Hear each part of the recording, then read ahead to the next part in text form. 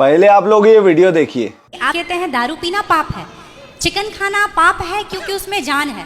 दारू में ऐसी कौन सी चीज मिली होती है कि उसको पीने से पाप हो जाता? अगर आप पी के कुछ गलत कर रहे हैं तो फिर गलत है लॉजिकली, तो फिर पाप क्यों? और अगर दारू में नशा चुकी होता है, अगर वो पाप है तो फिर तो पुड़िया खाना, सिगरेट पीना, सारी चीजें पाप में आ जाएंगी। पाप अलग विषय है, अभी मैं समझा देता हूँ आपको। जब हमारा देश गुलाम था जी, तो एक अंग्रेज ने एक पंडित जी की कनपटी पे बंदूक रखी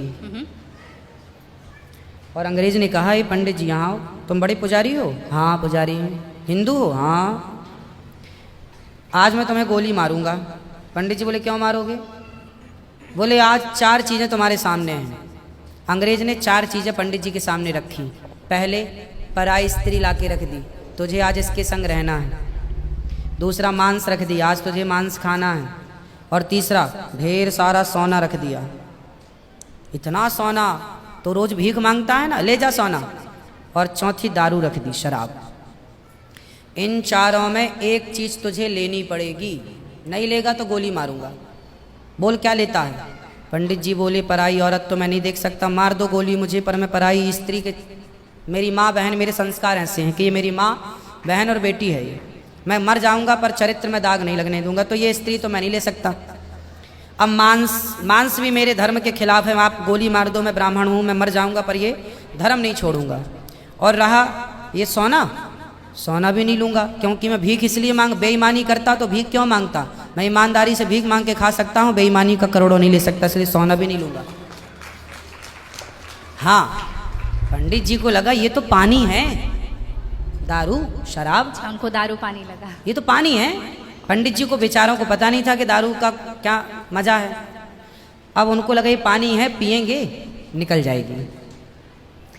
पानी समझ के पंडित जी ने बोला कि चलो, गोली कनपटी में बंदूक रखा है, चलो पी लेते हैं, अभी निकल जाएगी शाम तक।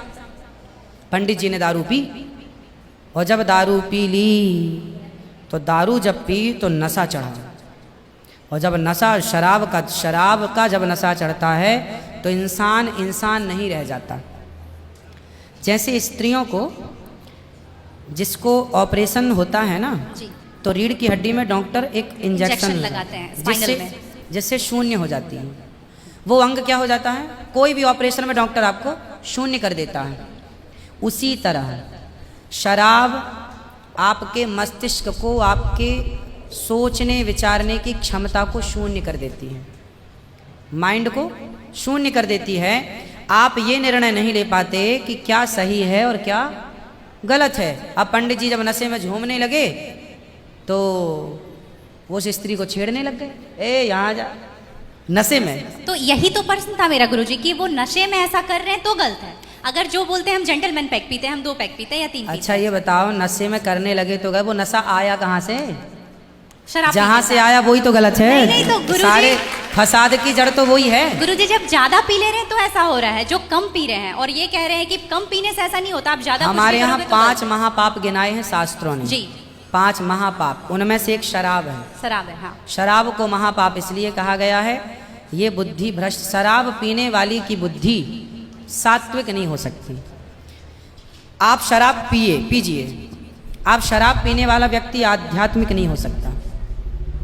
जो ईश्वर से कनेक्टिविटी है, जो हम आध्यात्म जगत की बात करते हैं, देखो आप शराब पीने के शराब लोग क्यों पीते हैं? शराब कौन पीता है? समाज में 2 किस्म के लोग होते हैं।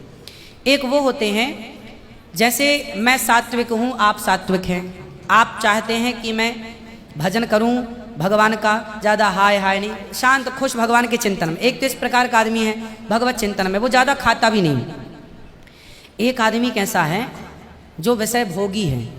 शराब शरीर को गर्म करती है जी, शराब शरीर को गर्मी पहुंचाती है। और जो व्यक्ति भोगी होता है, जिसे भोगों को भोगना है, वो लोग शराब का उपयोग करते हैं अपने भोगों की क्षमता को बढ़ाने के लिए।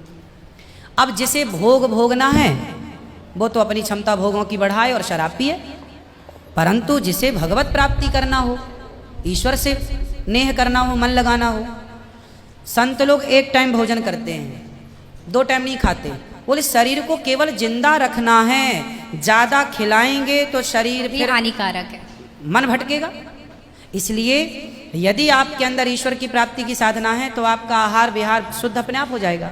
और मन में यदि कामना है तो फिर लोग तो चरस भी पीते हैं, अफीम भी लेते हैं। ये सब चरस अफीम क्या करती हैं? शरीर को उत्तेजित करती हैं।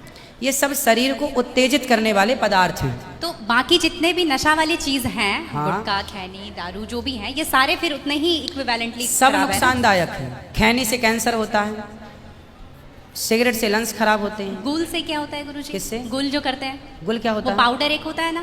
नहीं, वो मैं जानता नहीं। चरस अफीम क्या कहते हैं? क्या है बट? ड्रग्स? नहीं नहीं, वो ड्रग्स नहीं होता, डब्बे में आता है गुल। नहीं, वो गांव के लोग को मैंने देखा करते हुए। हाँ, तंबाकू चूना? नहीं, वो मैं उसके बारे में पहली बार सुन रहा हूँ। अब रिसर्च करना पड़ेगा वो चीज क्या है। मतलब कुछ भी नशीला पदार्थ देखो गलत वो गलत है। सब गलत है। सब गलत। शराब कौन सी सही है? सिगरेट कोई पिए तो कौन सा समझदार है?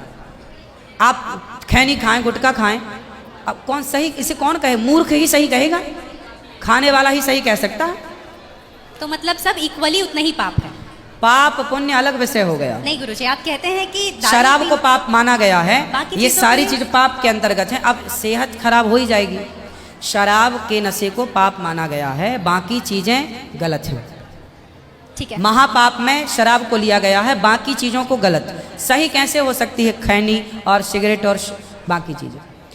महापाप में शराब को गिना। देखो, एक होता है महापाप, एक होता है पाप। जी। महापाप 5 प्रकार के हैं, पाप अनेक प्रकार के हैं। तो पाप है, गलत है, ये सब चीजें गलत हैं। शराब महापाप है। आगे